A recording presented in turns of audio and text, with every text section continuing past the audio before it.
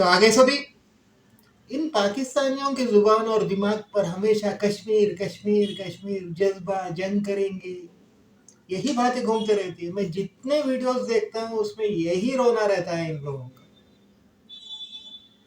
पता नहीं रात को सोते हैं या नहीं। कश्मीर कश्मीर यही करते रहते हो। तो चलो आज देखते हैं कश्मीर के लोग क्या कह रहे, कश्मीर की बेटियां क्या कह रही, हमारे कश्मीर की शेरनियां क्या कह रही, भारत के कश्मीर में डेवलपमेंट कितना हो रहा है। इन सब पे एक नजर डालते हैं और इन पाकिस्तानियों को जलाते हैं। इतना जलाएंगे कि बर्नल खरीदना पड़ेगा। समझ रहे हो? चलिए देखते हैं। समझती हैं आप इस टाइम अगर जो कश्मीर का इन्वायरमेंट है या खौफजदा सा इन्वायरमेंट है या फिर अब यूथ डेवलपमेंट की तरफ जा रही है?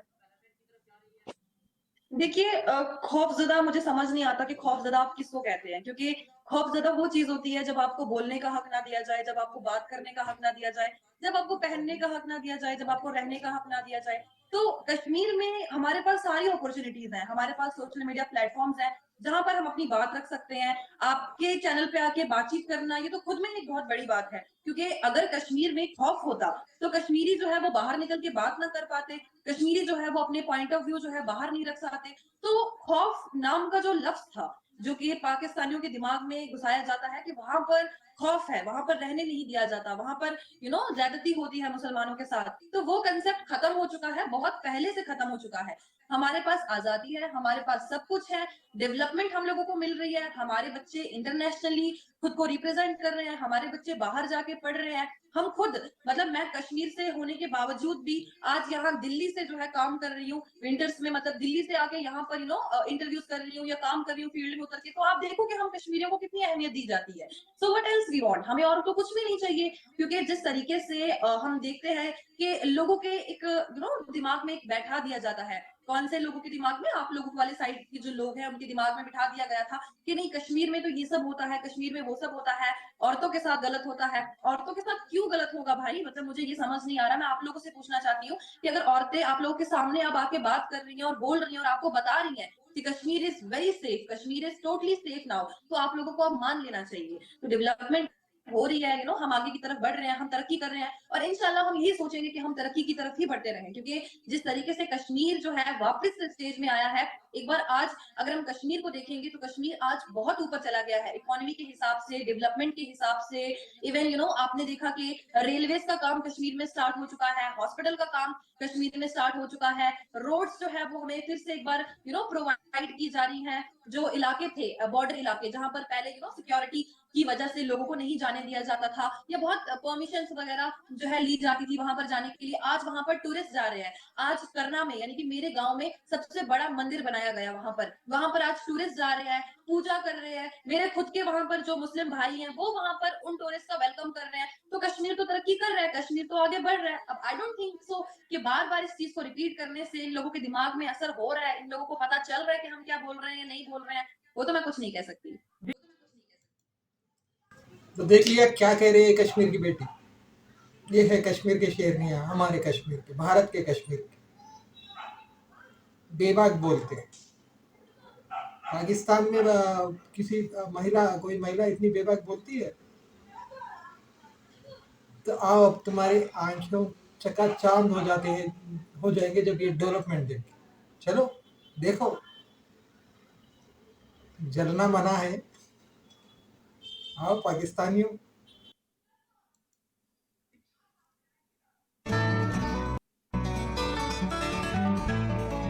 जम्मू कश्मीर के लिए ये दूसरी वंदे भारत ट्रेन की सौगात है और मुझे लगता है कि इस यूनियन टेरिटरी को भारत वर्ष का विकास इंजन बनाने की आदरणीय प्रधानमंत्री जी की प्रतिबद्धता का भी एक उदाहरण है। मैं समझता हूं किसी भी क्षेत्र में बुनियादी ढांचा आर्थिक विकास को नई ऊंचाइयों पर ले जाने तथा समन्वित विकास में नई गति प्रदान करता है। अगस्त 2019 के पश्चात कनेक्टिविटी की सुविधाओं के हिसाब से अगर देखा जाए तो जम्मू कश्मीर और देश के अन्य हिस्सों के बीच भौतिक दूरी काफी कम हुई। अक्टूबर 2019 में कटरा और दिल्ली के बीच पहली वंदे भारत ट्रेन प्रारंभ हुई थी। मतलब जम्मू तथा श्रीनगर दोनों एयरपोर्ट पर नाइट लैंडिंग की व्यवस्था भारत सरकार ने की है। नए एयरपोर्ट टर्मिनल की मंजूरी दे दी गई है। शहरों और गांवों में कनेक्टिविटी के ढांचे में भी आमूलचूल बदलाव किया जा रहा है। वर्तमान समय में सिर्फ रेलवे 41,119 करोड़ रुपए की परियोजनाओं पर यहाँ काम कर रही है। चालू वित्त वर्ष में 6,003 करोड़ रुपए रेलवे ने जम्मू कश्मीर की विभिन्न परियोजनाओं के लिए आवंटित किया है। जम्मू तवी, बडगांव तथा शहीद तुषार महाजन स्टेशन उधमपुर का अमृत भारत स्टेशन स्कीम के तहत अपग्रेडेशन किया गया है। इसी वर्ष अक्टूबर में बडगांव से बनिहाल के बीच state of the art vista dome coach की शुरुआत की गई। कश्मीर घाटी के लिए 4 नई रेलवे लाइन अवंतीपुरा शोपियां, सोपोर कुपवाड़ा, अनंतनाग पहलगांव तथा बारामूला उरी के फाइनल लोकेशन सर्वे का काम भी रेलवे कर रही है। आप सब जानते हैं कि आने वाले वर्ष में कश्मीर कन्याकुमारी से रेलवे से जुड़ जाएगा। ये एक ऐतिहासिक प्रोजेक्ट है जिसका इंतजार केवल जम्मू कश्मीर नहीं पूरा देश कर रहा था और मैं उम्मीद करता हूं कि आने वाले समय में शीघ्र ही आदरणीय प्रधानमंत्री जी इस योजना को यात्रियों को और यहाँ के स्थानीय लोगों को समर्पित करेंगे। माननीय प्रधानमंत्री जी के नेतृत्व में बुनियादी ढांचे में आई नई गति ने ईज ऑफ ट्रैवल, आम नागरिकों के जीवन यापन, रोजगार के नए अवसरों का सृजन किया है और अंतिम छोर तक कनेक्टिविटी भी सुनिश्चित की है। मैं मानता हूं आदरणीय प्रधानमंत्री जी के मार्गदर्शन में आज पूरा देश ऐसे जम्मू कश्मीर की तस्वीर देख रहा है जो तीव्र गति से संपन्नता और समाज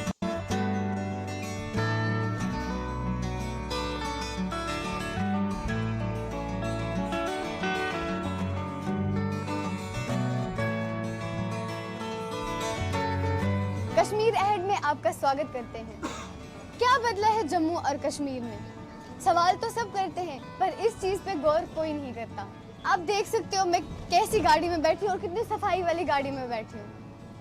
एक जमाना ऐसा था जब हमारे जम्मू और कश्मीर में ऐसी बसेस होती थी, मंजिल तक पहुँचने से पहले ही बंदा आधा हो जाता था।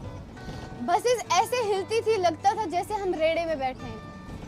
और अब इस बस में बैठ के ऐसा लग रहा है जैसे किसी जहाज में ट्रेवल कर रहे हैं। और हाँ, इस बस के ये बेनिफिट है, इससे कोई ना नॉइस पोल्यूशन ना एयर पोल्यूशन। और जो पहले वाली बसेस थी उनमें से इतना एयर पोल्यूशन निकलता था कि वो ग्लोबल वार्मिंग का एक इम्पोर्टेंट फैक्टर बन गया था, एक काज बन गया था। ये बसेस आप देख सकते हो, मुझे तो सीरियसली ऐसा अच्छा लग रहा है इस बस में बैठ के, लग रहा है मैं किसी जहाज में ट्रेवल कर रही हूँ। थैंक्स टू गवर्नमेंट जिन्होंने हमारे जम्मू और कश्मीर के लोगों के लिए इतने अच्छे अच्छे स्टेप्स लिए कि हम लोग ये महसूस कर रहे हैं कि हाँ, हम भी किसी प्रायोरिटी में आते हैं। तो आप देख सकते हैं कितनी साफ और शफाफ बस है और कितनी ब्यूटीफुल है। ये बस किसके तहत चल रही है? स्मार्ट सिटी के तहत। इसमें क्या सहूलियात है? मैं सहूलियत ये है कि देखो आप कंफर्टेबल सीट्स हैं, विकलांग के लिए ये चेयर बनी हुई है हमारे हैं, तो यहाँ पे ये एसी सिस्टम है, ब्लोअर सिस्टम है, बाकी ये सारा जो इसमें बनाया गया है जिसके कारण जो पैसेंजर को जो है मतलब कंफर्टेबल फील होगा, तो ये चीज़ें इसमें दी गई हैं। अच्छा, तो यहाँ कश्मीर इधर जम्मू में कितनी बसेस आ चुकी हैं? 75 बसेज आ चुकी हैं, 25 और आएंगी, टोटल जो है 100 बसेज होंगी। अच्छा, तो मतलब पुरानी वाली बसेस का खत्म होने जी वाला बिल्कुल है। खत्म हो जाएगा जी। पोल्यूशन को हाँ, पोल्यूशन भी खत्म हो जाएगा जी, बिल्कुल पोल्यूशन पोल्यूशन को बाय होगा।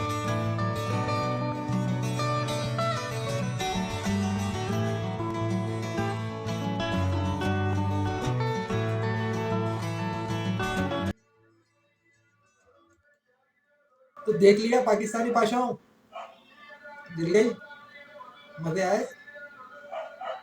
कश्मीर को स्विट्जरलैंड बना के छोड़े। स्विट्जरलैंड भी काम नहीं है। वंदे भारत देख लिया आप, 41,000 करोड़ खाली रेलवे में ये इन्वेस्ट कर रहे हैं। Rail, Jammu and Kashmir railway, समझ रहे हो? इतने पैसे में तो आपका पाकिस्तान का पूरा डेप्ट खत्म हो जाएगा। ये है नया भारत, ये है हमारा भारत, जिसके लिए 70 साल से हर आदमी कड़ा परिश्रम कर रहा है, यानी मेहनत कर रहा है। अब से नहीं स्टार्ट हुआ है, स्लोली स्लोली स्लोली स्लोली ये स्टेज को आए। और ये ज़्यादातर डेवलपमेंट मोदी जी के टाइम में है, उनको भी श्रेय देना पड़ेगा, क्योंकि मोदी जी ने ऐसा विजन लगाया कि इंफ्रास्ट्रक्चर भी ठीक हो गया, इंडस्ट्रीज भी लगे, रोजगार भी मिल रहा है, सब हो रहा है। और आपने इलेक्ट्रिक बस देखे, रोड्स इंफ्रास्ट्रक्चर देख लिया कश्मीर का। ये 370 के हटने के बाद हुआ ऐसा डेवलपमेंट, समझ रहे हो कितना फास्ट हो रहा है डेवलपमेंट। बरनाल खरीद के रख लो, और आने वाला है। करें। उर्फाना जी, आपने बातें की कि भाई डेवलपमेंट हो रही है, चीजें हो रही हैं, और आपने एक बात ये की कि भाई कौन सा खौफजदा माहौल या क्या खौफजदा का क्या कंसेप्ट है, समझ नहीं आती। मैं ये कहता हूँ कि मेरे माइंड में ये बात आती है कि आए दिन जब हम खबर सुनते हैं कि भाई एक आज फिर इनकाउंटर हो गया, आज लश्कर तैयबा का कोई मतलब हाफिज सईद की कोई जमात का या किसी भी जमात का कोई जो टेररिस्ट है वो उसे कश्मीर में इंडियन फोर्सेस की तरफ से मार दिया गया, तो ये चीजें सुन के जो कश्मीर की यूथ है, याना हो, कश्मीर की उर्फाना हो, या कोई भी लड़की हो या कोई भी यूथ हो, क्या कंसेप्ट माइंड में आता है? आपने कहा, देखिए इनकाउंटर्स, मैं खुद एक लड़की हूँ, और जब मैंने कुकरनाग का इनकाउंटर देखा, मैंने 5 दिन वो इनकाउंटर लगातार कवर किया। मैं वहां पर गई, मैंने फुल कवरेज दी वहां पर। मैंने देखा कि वहां पर क्या सीन होता है, किस तरीके से मिलिटेंट्स या फिर सिक्योरिटी फोर्सेस। और मैं तो आपको एक चीज कहूंगी कि मेरा सवाल आपसे रहेगा, अगर आपके देश में कोई आके आपकी फोर्सेस को कोई नुकसान पहुंचाएगा, तो क्या आप उसको बशक देंगे, आप उसको छोड़ देंगे, आपकी फोर्सेस को छोड़ेंगी? डेफिनेटली नहीं। तो हमारे हिंदुस्तान में जब या हमारे कश्मीर में जब कोई भी आतंकवादी उठेगा, तो उसको उसकी किए की सजा मिलेगी। अगर कोई देश के खिलाफ बोलेगा तो उसे देशद्रोही कहा जाएगा। ठीक है, आप यासिन मलिक का एक इंटरव्यू सुनिएगा, या आप बेटा कराटी का एक इंटरव्यू सुनिएगा, जो कि कश्मीर में काफी फेमस है। और कश्मीर में मुझे लगता है जिहाद फैलाने वाले वही लोग थे, उन्होंने बहुत जिहाद फैलाया, छोटे छोटे बच्चों को इन्वॉल्व किया। अब मुझे एक बात बोलो, ये जो वहां पर लश्कर तैयबा चला रहे हैं, क्या उन्होंने अपने बेटे को कहा कि तुम गोली उठाओ और जाओ वहां पर? नहीं, उनका बेटा तो इस टाइम इंटरनेशनली कहीं पे पढ़ रहा होगा। या शोहेब, मैं आपसे एक चीज पूछूंगी कि आप देखो, अगर इन फ्यूचर कभी हिंदुस्तान और पाकिस्तान के जो रिलेशंस है वो ठीक हो जाते हैं, फिर तो यही लोग आपके दुश्मन बन जाएंगे। इन लोगों ने कहा है। एग्जैक्टली, ये आज ये हम लोगों को टारगेट कर रहे हैं, बिल्कुल। आज को ये हम लोगों को टारगेट कर रहे हैं, आज ये हम कश्मीरियों को मारेंगे, आज ये हमारी फोर्सेस को मारेंगे। कल तक हमारा और आपका सब कुछ ठीक हो जाता है, फिर ये आप लोगों के दुश्मन, फिर ये आप लोगों को मारेंगे।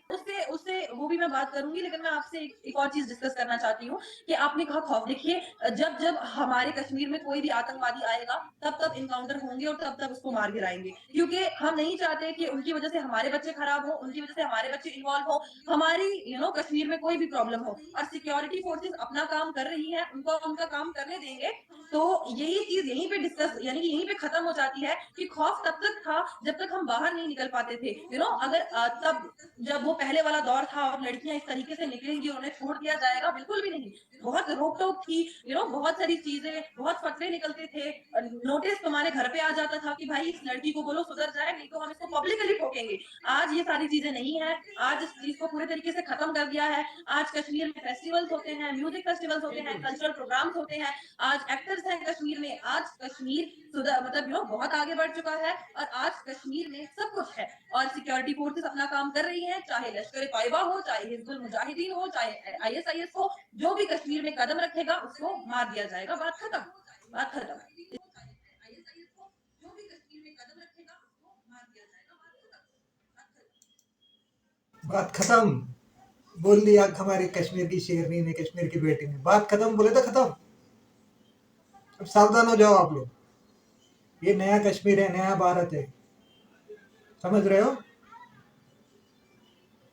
आर्टिकल 370 के पहले फतवे लगते थे इन्हीं टेररिस्ट के ऑर्गेनाइजेशंस। अभी तो खुल के जी रहे, खुल के सांस ले रहे। अभी देखो, दिखाता हूं आपको एक नजारा new year celebration.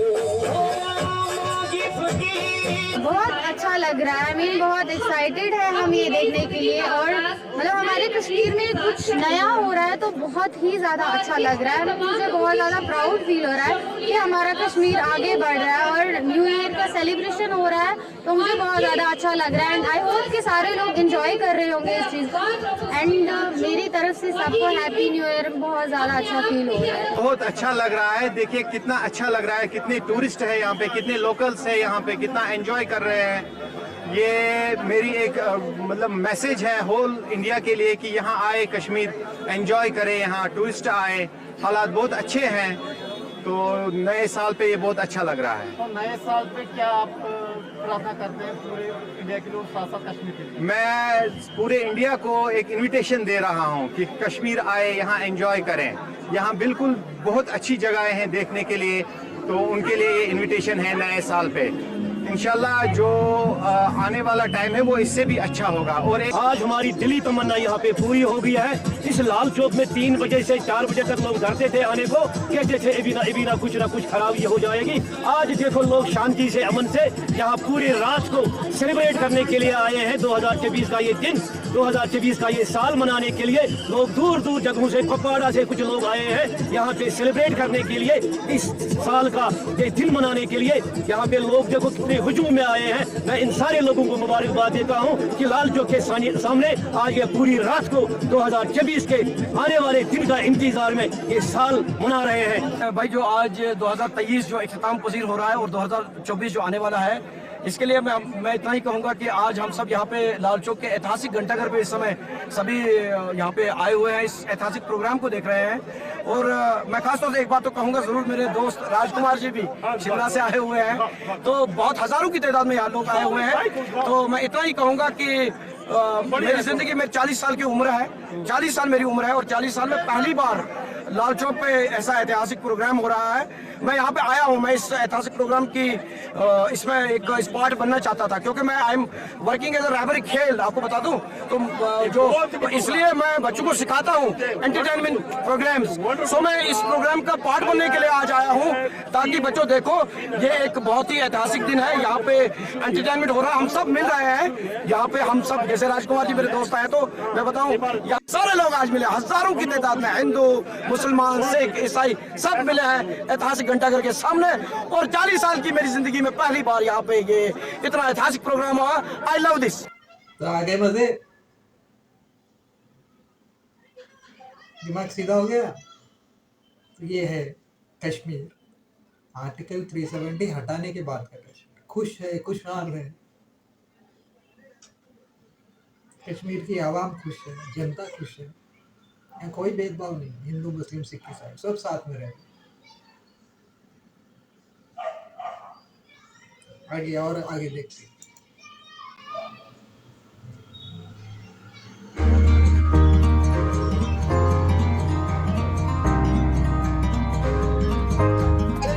Hello everyone, I am Avantika और आज हम हैं लाल चौक पे। हमारे साथ यहाँ पे एक व्यापारी है यहाँ के, जिनसे हम बात करने वाले हैं। तो हेलो सर, आपका क्या नाम है? जी, मेरा नाम शबीर अहमद नाइक। तो आप श्रीनगर के रहने वाले हैं? यहाँ मैं कश्मीर का रहने वाला हूँ, उड़ी से बिलोंग करता हूँ। मैं डिस्ट्रिक्ट बारामूला उड़ी से रहने वाला हूँ, वहाँ मैं सरपंच हूँ। तो आप उड़ी में सरपंच हैं? जी हाँ, मैं उड़ी में सरपंच हूँ। यहाँ पे लोगों के कुछ काम थे, उसी मसले पे चीज़ें साहब को मिलने आए थे, तो आज उड़ी से मुलाकात हुई। और भी चीज़ों से आपके यहाँ? जी हाँ, यहाँ पे हम ड्राई फ्रूट का काम करते हैं, मेरा ड्राई फ्रूट का है और ड्राई फ्रूट का काम करते हैं। तो अभी जैसे हम लाल चौक पे बैठे हुए हैं, आराम से बात कर पा रहे हैं, तो ये मैं समझना चाहती हूँ, जानना चाहती हूँ कि क्या ऐसा ही था हमेशा से या चीज़ें बदल गई? बहुत ज़्यादा बदलाव है, ऐसा नहीं था, हालात ऐसे नहीं थे, हालात बहुत खराब होते थे। हालात ऐसे नहीं थे, अच्छी तरह मैं ऐसे सरपंच आपको बोल रहा हूँ कि सरपंच जाने घूम सकता था और अपने आप को हम यहाँ पे जाहिर नहीं कर सकते थे ओपनली कि मैं सरपंच हूँ। गोली मार दी जाती थी, क्योंकि यहाँ इलेक्शन नहीं लड़ा दिया जा रहा था कि अगर आप लड़ेंगे तो आप देखा होगा, आपने हमारे कई सरपंच मारे गए। कौन इनिशिएट करता था कि गोली मार दो? और जो लोग हालात खराब करना चाहते हैं, जो नहीं चाहते अमन हो, जो नहीं चाहते शांति हो, तो हमारा पड़ोसी मुल्क कभी नहीं चाहेगा कि यहाँ पे शांति हो। उन्हीं के लोग जो पाले पोसे लोग जो यहाँ हालात खराब करने के लिए भेजे जाते हैं, तो वो चीज़ आप नहीं, आप यहाँ शांति से घूम सकते हैं। मैं यहाँ पूरे लाल चौक में आवाज़ देके बोल सकता हूँ कि सुरक्षा इतनी अच्छी है, सब कुछ है यहाँ पे, बिल्कुल हालात बदले हैं और बहुत अच्छा है। सिक्योरिटी तो बहुत बदल गई है, बहुत ज़्यादा है, और अभी हमारी एजेंसी बड़े अच्छे से काम कर रही है, क्योंकि मतलब कोई यहाँ मक्खी पार नहीं मार सकती है। अच्छे हालात में लोग जो है वो सपोर्ट कर रहे हैं, कोई नहीं चाहता यहाँ पे हालात खराब हो। हमारी जो यूथ थी उसे बरगलाया गया, उसे गलत रास्ते पे लिया गया था, तो आज हमारी यूथ समझ गई है कि गलत गलत होता है और सही सही होता है। ये थोड़ा सा मैं जानना चाहूँगी, आपने बोला यूथ को गलत ट्रैक पे लिया गया था, तो वो क्या ट्रैक था? एजेंसी की तरफ रुक करवाया गया था, हथियार दिया गया था। देखिए, हम जिस मुल्क में रहते हैं, मैं आपको अपना बोलता हूँ, मैं उसी से बिलोंग करता हूँ, जिस मुल्क में रहता हूँ मैं हिंदुस्तानी को, तो हम जहाँ हैं अच्छे हैं, और हमारा हमसाया नहीं चाहता था कि हम यहाँ शांति से रहें, अमन रहे। तो उनके द्वारा जो मिलिटेंसी यहाँ पे इंटर की गई, जो अभी क्रैश हो गई है, खत्म हो गई है, तो वो लोग जो हैं वो यहाँ पे अमन और शांति नहीं रहने देना चाहते। अभी जो यूथ है वो नहीं जा रहा मिलिटेंसी की ओर? बिल्कुल नहीं जा रहा है। हाँ नहीं, अभी एजुकेशन बहुत ज़्यादा हो गई है, लोग पढ़े लिखे हैं और वो समझ चुके हैं कि इसमें बर्बादी है, इसमें कुछ नहीं है। जब आप हथियार उठाओगे, आप अपने मुल्क के अगेंस्ट और अपने ही लोगों को मारोगे, तो वहाँ की जो स्थिति कभी नहीं बदल सकती, वहाँ हालात खराब होंगे और वहाँ भी ये होगा कि आपकी डेवलप नहीं होगी, आपको आपकी जो आने वाली नस्लें वो पढ़ नहीं पाएंगी, बर्बादी होगी, जालत करेगी। अभी तो समझ गए, अब तो ऐसा कुछ भी नहीं है। अब आप किसी से भी पूछ लीजिए, वो खुल के बोलेगा, यहाँ बोलने की हिम्मत नहीं हुआ करती। यहाँ बोलने की बिल्कुल हिम्मत नहीं कोई होती। आप भी इस तरह बैठ के यहाँ नहीं पूछ सकते। लेकिन अगर मैं बात करूँ आसपास के एरिया की, डल लेक की बात करूँ या पूरे श्रीनगर की ही बात करूँ, क्या हर जगह ऐसा था या सिर्फ लाल चौक पे? जी नहीं, हर जगह था। कश्मीर के किसी भी हिस्से में आप जाते, आप बस घर से निकलते थे तो आपको ये उम्मीद नहीं होती थी कि आप रात को वापस जाओगे। आप अपनी माँ से मिलकर बसाना पड़ता था कि माँ अगर किस्मत हुई तो हम वापस आएंगे, नहीं हो तो नहीं। ऐसे चांसेस नहीं थे, आपका 90% चांसेस नहीं होते थे वापस लौटने के।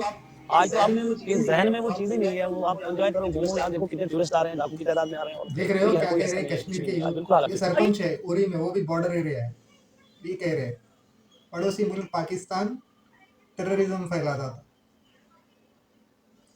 सुधर जाओ पाकिस्तानियों, अभी कश्मीरी यूथ भी समझ गया है। उस समय पे स्टोन पेल्टिंग भी बहुत होती थी, पत्थरबाजी बहुत ज्यादा होती है। उन्हें डाइवर्ट किया था, उन्हें गलत जो चीजें उनके मन में भर दी गई थी। जैसे कल जुमा का दिन था, आप जुमा को यहाँ नहीं घूम पाते थे, जुमा को बंद रहता था क्योंकि जुमा को हर गली में यहाँ पे पत्थर चलता था। तो अब नौजवान समझ गए कि ये जो चीजें हैं इसमें हमें कोई फायदा नहीं है, हम जहाँ जा रहे हैं वो गलत दिशा है।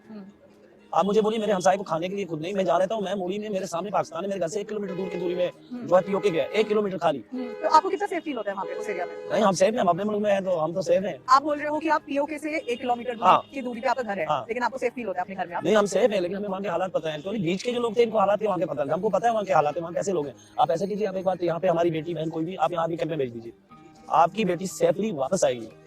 आप वहाँ के हालात पता कर दीजिए, वहाँ नहीं चल सकती आर्मी के बीच में। और तो हम जहाँ हैं हम बिल्कुल सही है, हमने देखी है। मेरे यहाँ बहुत ज्यादा फौज है, लोग कम है लेकिन उड़ी में आर्मी ज्यादा है क्योंकि वो ALC active line of control है। तो वहाँ देख रहे हैं बॉर्डर एरिया पे रहने वाले हमारे कश्मीरी भाई क्या कह रहे हैं आपके आर्मी के बारे में। क्या आपके आर्मी के यहाँ औरत सेफ नहीं है? क्योंकि इन्होंने देखा है, ये बॉर्डर एरिया पे रहते, बॉर्डर एरिया के सरपंच। ऐसी है आपकी जनता भी वैसी है, सियासतदान यानी पॉलिटिशियंस लीडर्स भी वैसे ही है, आर्मी भी वैसी है, सब क्या है।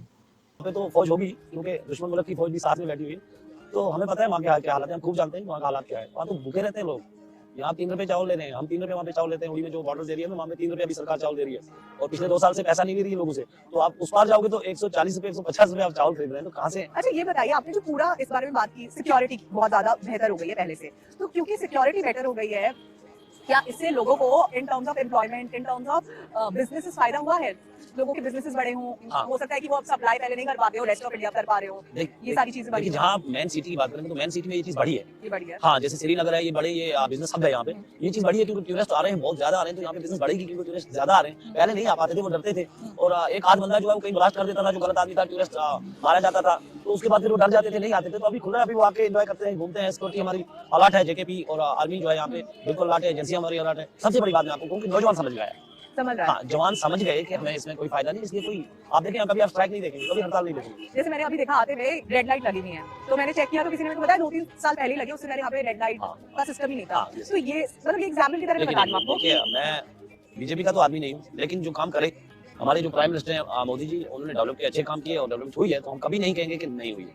अच्छा है और अच्छा काम किया। और सबसे बड़ी बात है जो डायरेक्टली लोगों को पैसा जा रहा है, जैसे गरीब को बस फायदा पहुंच रहा है। मैं ये बोल रहा हूँ कि गरीब जो होते हैं, जिन्हें पेंशन है, जिन्हें गरीब का इसकी सरकार की तरफ से जो स्कीमें होती हैं काफी सारी, तो वो जो थी वो पहले डिपार्टमेंट्स में जाती थी, वहाँ से आधा ही पैसा उन लोगों को मिलता था, अभी डायरेक्टली उनके अकाउंट में जा रहा है, ये फायदा है। तो जो जनधन अकाउंट्स है, आप उनकी बात कर रहे हैं ना, अब डायरेक्टली पूरा पैसा उनके पास आ रहा है। और आपने देखा ऐसे लोग, आप मिले ऐसे लोग? जी, मैं सरपंच हूँ, तो मेरी गाँव की बात है, तो मुझे तो मेरा काम ही है, तो मुझे पता है कि जा रहा है, जो सही है वो हम उसकी सपोर्ट करें। अगर मैं ये बात करूं, ये सारी चीजें, सिक्योरिटी, ये सब चीजें जो आई हैं, जो बदा है 2019 के बाद से, स्टोन पेल्टिंग नहीं हो रही है, आपने जैसे बोला कि कभी भी बॉम्ब ब्लास्ट हो सकता है, कुछ नहीं हो रहा है, उसके बाद से नॉर्मल रूटीन लाइफ आ गई है वापस। तो आप कुछ बोलना चाहेंगे सरकार के बारे में, प्रधानमंत्री के बारे में? मैं सैल्यूट करता हूँ इस मसले में। मैं सबसे पहले जम्मू कश्मीर पुलिस को सलाम करता हूँ, इनका बड़ा योगदान है। यहाँ जम्मू कश्मीर पुलिस जो है, इन्होंने यहाँ पे ड्रग इतनी फैलाई गई थी, हमारे जो नौजवान है, अब दुश्मन को जब गोली से बात नहीं चली तो उसने फिर ड्रग इन्वॉल्व कर दिया, लेकिन जम्मू कश्मीर पुलिस ने यहाँ बड़ा काबू किया हुआ है, ड्रग खत्म हो गया है। इंडियन आर्मी लोगों में प्यार है, लोगों के आप देखें यहाँ बच्ची क्रिकेट नहीं खेल सकती, आज हमारे बच्चों के यहाँ टूर्नामेंट होते हैं इंडियन आर्मी की तरफ से, तो वो चीजें खुल के आ गई कि मतलब बहुत ज्यादा सरकार को इसका सराहा जाता है। तो हम मोदी जी के फैन हैं, कंफर्म।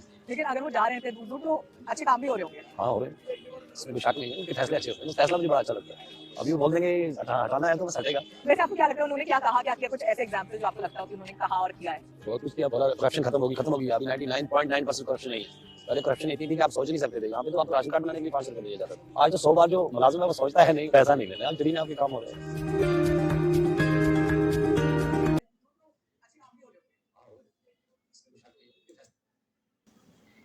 तो देख लिया, ये एक सरपंच है, बॉर्डर एरिया में रहते हैं, इनको पता है उधर क्या हालात है, इधर क्या हालात है। 99% करप्शन खत्म हो गई बोल रहे हैं, क्योंकि डिजिटाइज्ड हो गया, पैसा डायरेक्ट स्कीम्स और पैसा डायरेक्ट जनता को मिल रहा है। तो लोग पागल नहीं है, कश्मीर के युवा भी समझ गए हैं। और तुम लोग हो कश्मीर कश्मीर कश्मीर कश्मीर कश्मीर, जज्बा जज्बा। अरे पागलों, सुधरो थोड़ा, अभी और है। स्पोर्ट्स में क्या डेवलपमेंट है, चलिए देखते हैं। ना मतलब कि मेरा तो विल पावर ही बढ़ गया, नहीं अब तो भाई इंडिया का नाम टॉप पे लाना है। मेरे आगे प्लान्स ये है कि मैं इंटरनेशनल खेलूं, जो एशियन कप है वो खेलूं और अपने इंडिया का नाम रोशन करूं, बस अभी तो किया नहीं।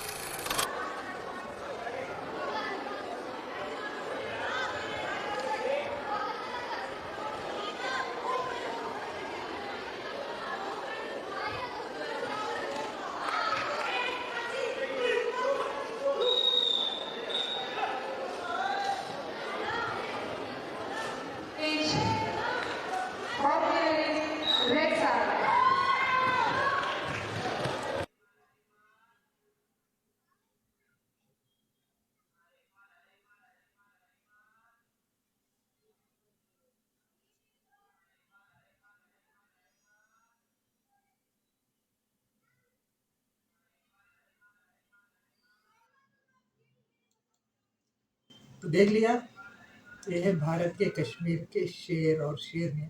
इनको समझ में आ गया कि तुम पाकिस्तानी दोगले हो, जाहिल हो, ये समझ गए। ये तरक्की के राह पर आगे बढ़ रहे हैं।